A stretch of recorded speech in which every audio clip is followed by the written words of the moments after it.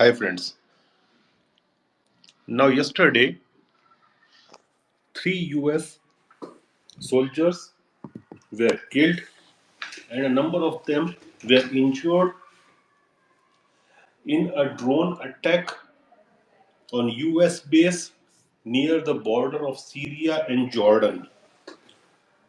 Now this is the first major casualty in which the deaths of US soldiers have been reported since the start of the Gaza war.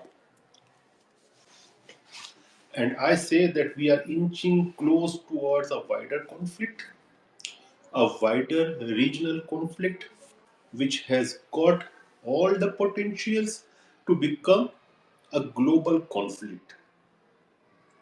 Because if you see the statements, and from the US it was said that it was an attack which was being carried out by militias who are being supported by Iran, and Iran denies it. Well, it can be true. It can also be a false flag operation because everything takes place when it's a situation of war. But ever since the beginning of the Gaza war, we are seeing multiple attacks on US bases in that region. So we can expect that it is a possibility that those militias, supported or not supported by Iran, might be behind it.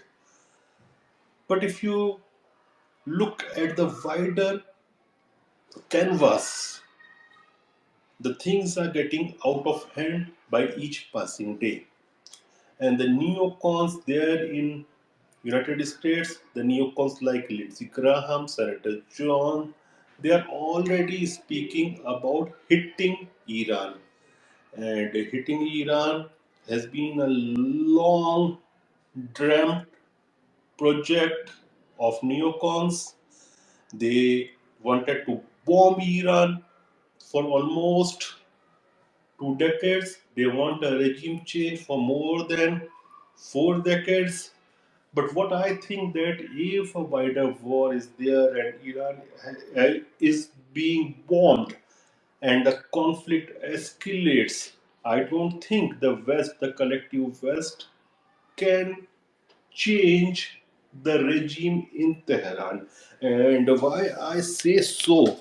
Because if you look at Syria, Bashar al Assad's regime was much more weaker compared to Tehran, and it survived with the help of Iran, it survived with the help of Russia. And the regime there in Tehran is much more organized, much more stronger in military terms as well as politico social terms compared to the regime there in Damascus. So, if they were not able to change the regime in Damascus, how can they do it in Tehran? A bigger question arises. Plus, all the players who were there involved in the Syrian conflict will be involved in the Iranian conflict as well. You will see Vladimir Putin and Russia there, and Vladimir Putin played a very important role in the Syrian conflict.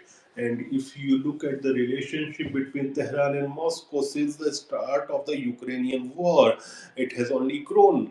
And we should not forget that Tehran was the only major capital which openly supported Russia's war on Ukraine.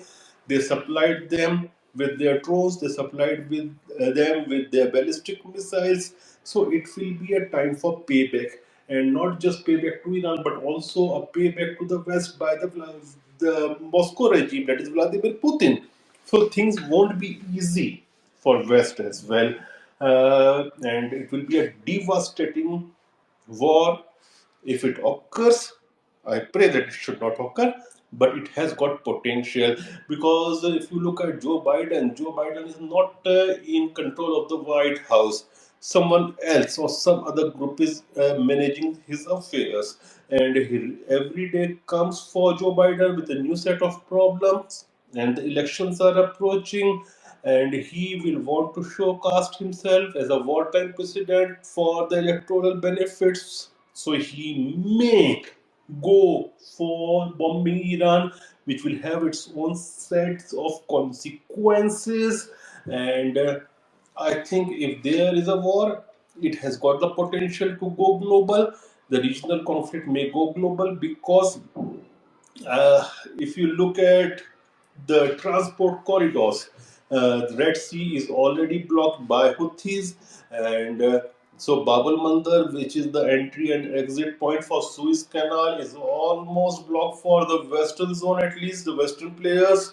And if something happens there with Iran, you can take it for granted that the Hormuz Strait will be affected, and not only Hormuz Strait, even Gibraltar will be affected because they will be throwing their missiles or their drones for at Gibraltar Straits as well.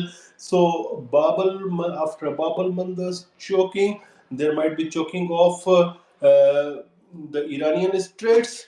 So things may go very much wrong, and when Hormuz is being choked, much of the oil passing for Europe, for Asia will be choked because both these points are very essential, the Suez Canal as well as the Hormuz. So those players, those countries who want to be neutral, maybe even China, will have to take side, and eventually even country like India, a major global power, you can say at least regional power, but I say it is a global power because it can showcast its power. India has potential of showcasting its power, projecting its power much ahead of its own borders. So even countries like India will have to take some side eventually because India is self-sufficient when it comes to food and other stuff, but India needs to import oil.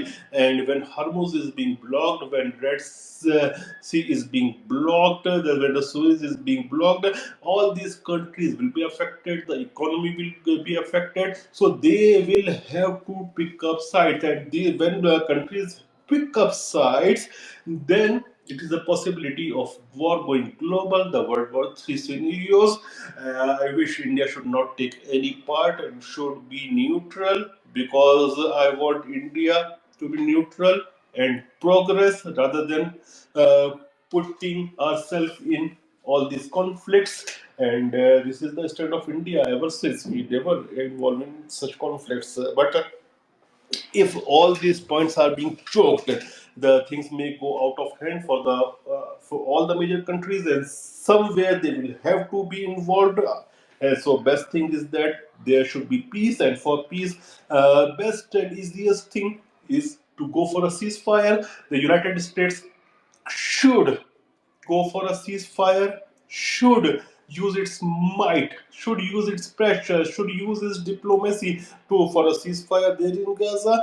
And as far as these bases of United States is concerned, I think they should remove the bases from the countries which do not want. Like in case of Iraq, the previous government as well as the current government, they have passed bills in their parliaments, and those bills say that. Those bills ask for removal of US bases from Iraq. So when those countries and their parliaments do not want these bases, so they should be removed, and that is good for the global security, for global peace. And the easiest thing to stop the conflict is the Gaza ceasefire. Thank you.